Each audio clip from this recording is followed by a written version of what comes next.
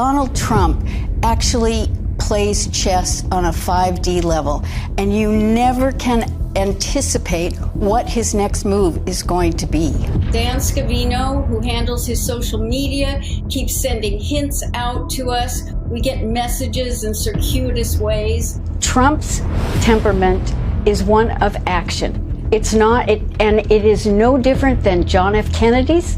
In terms of telling us things, optics, you better believe that he's very much a straight shooter in terms of actions that he's going to take or what he thinks needs to be done. Trump came out at this point announcing his candidacy because he knew and he wanted to test who was going to be against him. They said, oh, he suffered this incredible defeat. What we were working on was taking over school boards. We wanted to get Nancy Pelosi out. We wanted local councils. Yes, he had 23 out of 235 that didn't win their seats. Let me tell you what Trump has been doing, because it could be earlier than 2024 and not because the election will be overturned. Trump has been endorsing candidates in each of the different states. We're kind of fed up with the rhinos, which are Republicans in name only. And the other thing is that what people don't understand is that the U.S. is a republic. And in that, you have to think of it like we're 50 different countries. And so he wants to really support state legislatures and secretaries of state so that a lot of the problems that happened in 2020 can get cleared up. The prediction is we're going to take the House and the Senate. They're talking about Trump being the Speaker of the Senate, and then he will be able to impeach Biden and Harris, and he will be able to take over because he'll be third in line.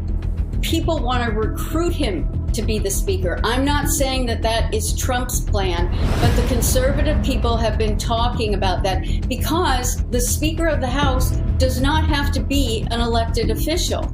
They've made a huge, huge mistake with this one, because even though we thought what was going to happen was they were going to go after him for treason or sedition, but they did criminally charge him, but they didn't go to that extreme. As a result, he has due process, so he can subpoena people.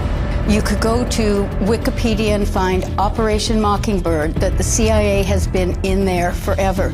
Then Obama repealed the 1948 Smith-Mundt Act, which then permitted propaganda to be in broadcasting. It no longer said that it had to be credible. And so when he came out and said fake news, he warned us at the end of his speech that it is going to be very hard. The establishment, the media, the globalists are all going to come after. They're going to try to intimidate, but he needed to smoke them out. I really want people to understand that they need to go to other sources, because the media will not tell you about his successes. They will not tell you about anything that he does positively. Biden is the legitimate president, but he's the legitimate president of what is now the bankrupt U.S. corporation. And that was a treaty in 1871. Well, on September 12, 2018, Trump created an executive order. Within that, he outlined in future elections any kind of foreign or domestic interference, specifically for the 2020 election. So we say, how did he know some of these things were going to happen? Think about Edward Snowden and all the information he had. Think about the fact that our military, our Department of Defense Space Force, if you think that they don't have the actual real results from the election, then you're fooling yourself. You know, I sit on a task force at the Department of Defense, and the thing is, they've got the goods. They've got the goods, and Trump knew that if he presented any of the goods early on, we'd have a civil war. That he really felt that the people needed to see how bad it could get. He didn't try to subvert anything. What he's really done is he's set up the deep state to come out, and that's why we're seeing all these things. They won't tell you about the devolution, that the continuity of government plan that he put in. The reason that his Mar-a-Lago was seized upon was that they really wanted to get the PEDS, the Presidential Emergency Act document, which is only what Trump knows and the military, that he had to put in place. Because before he left, he declared 2 national emergencies. And you know what? Biden hasn't reversed that. Biden has signed on to 3 of his executive orders to continue them going. So we have some very fascinating things that are going to come out. You know, they made fun of him because they assumed he broke protocol and walked in front of the Queen. No, if you go back and look at it, you will see he looked at her. She gave a wave with her hand. He proceeded. She took a couple of steps, he stopped, and he waited for her to join. That was an optic to tell us that he then was going to bankrupt the U.S. corporation, because it was the Vatican, the Crown, and the U.S. that was part since 1871. He told the Queen, I'm ending this. We're dissolving this corporation. We're going to go back to being a republic, and we'll all be separate. The Pope wasn't happy. You should find the picture of him visiting the Pope. It took 650 planes to remove our gold from the Vatican Bank. WMD, or wireless monitoring device. The wireless monitoring device is a sophisticated network connection monitoring system, designed specifically with election security in mind. We have been told that our election computers are never connected to the internet. The WMD will put that to the test, by detecting and reporting, in real time, Wi-Fi connections in county and state election offices. A group of generals came to me, and it was explained to me they were ready to conduct a coup d'etat. They were ready to move Barack Obama from office, with military force. And then a few weeks later, I got another call and said that they were reconsidering. You know why they were reconsidering? Because they talked to Donald Trump, and Trump agreed that he would run. And they agreed that if he would run, they would conduct their coup d'etat as a legitimate process, rooting out the traitors within government. And that pact between the military and Donald Trump has held. You guys know what this represents? Tell us, sir. Maybe it's the calm before the storm. What's the storm? Could be the calm before the storm. What storm is We have the world's great military people in this room, I will tell you that. What storm, Mr. President? You'll find out.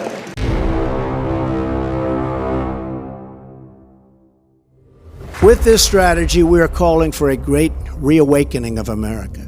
The American populace is facing an unconventional warfare scenario, and this is information warfare. The American people decided to take over the idea of information. They took over the idea of information, and they did it through social media.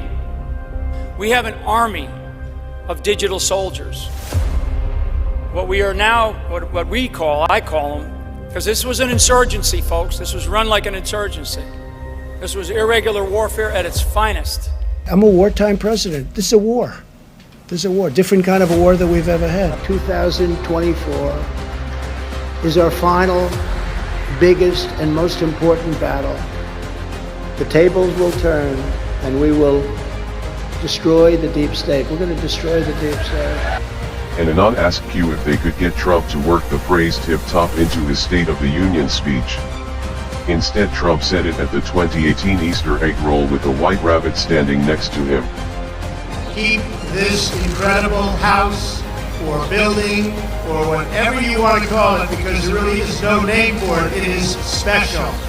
And we keep it in tip-top shape. We call it sometimes Tippy Top Chick. And it's a great, great place.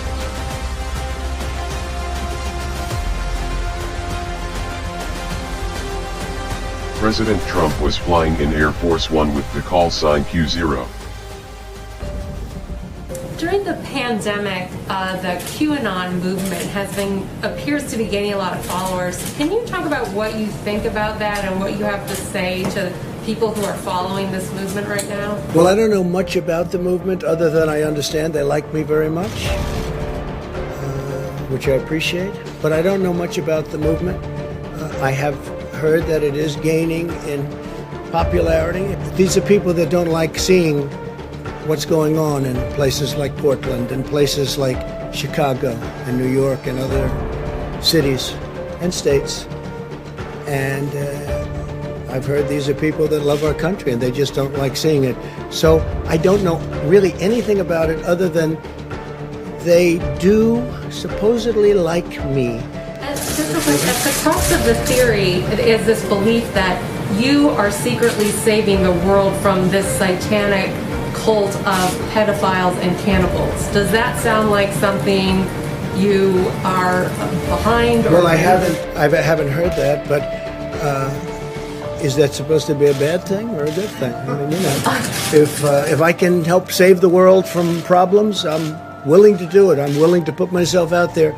And we are, actually. We're saving the world from a radical left philosophy that will destroy this country. And when this country is gone, the rest of the world would follow.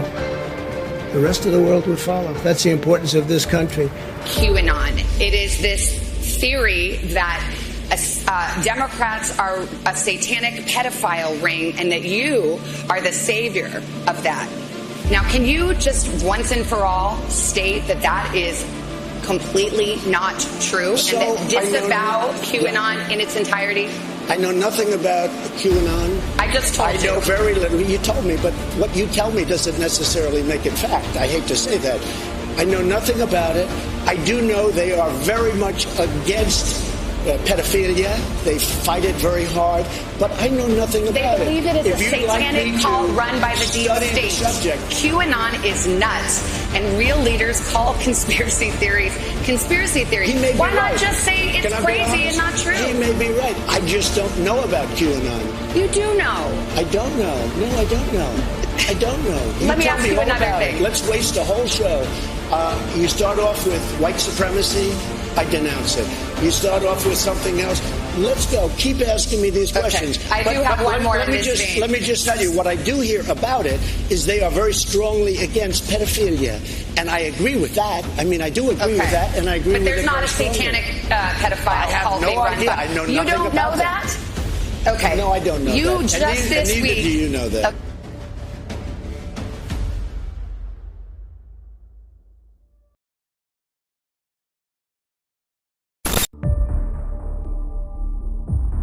The Clinton hearing was on December 5th. Q was putting D5 in posts like something big was going to happen on December 5th. George Bush Sr. died, and the funeral date was set for December 5th. At the funeral, 5 secret envelopes were delivered in a way that everyone would see. Clinton had no emotion. Obama tried to play it off. Biden and his wife looked lost. Pence moved past it real quick, and the Bush family was obviously upset. Before D5, Q also posted "Follow the wives." All the envelopes were given to the wives. After D5, an anon asked Q what was in the envelopes. Q replied, "Our promise to counter." What are the odds that all of this would happen the way it did? And that all of it would line up with December 5th? How many coincidences before it's mathematically impossible?